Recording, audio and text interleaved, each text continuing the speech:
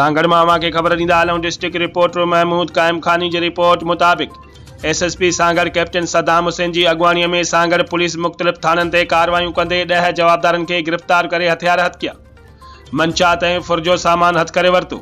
उन सिलसिले में SHO संजोरो अली अकबर खोखर पंहिंजे मातहत अमले सां गॾु स्नीप चेकिंग ऐं नाकाबंदी दौरान फुर ऐं पुलिस ते हमलन जहिड़नि संगीन केसनि में घुर्बल 2 जवाबदार गुलाम हैदर खासकेली ऐं मुनवर झुल्लन के गिरफ्तार करे वरतो आहे।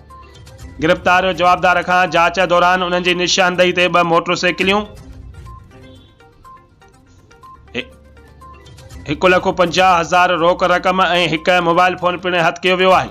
उन खां अलावा SHO शाहपुर चाकर राजा नवीद सरफराज पंहिंजे मातहत अमले सां गॾु नाकाबंदी ऐं स्नीप चेकिंग दौरान जवाबदार काशिफ मक्सीअ खे गिरफ्तार करे संदसि कब्ज़े मां 1 TT पिस्टल ऐं 5 गोलियूं हथ करे वरतियूं।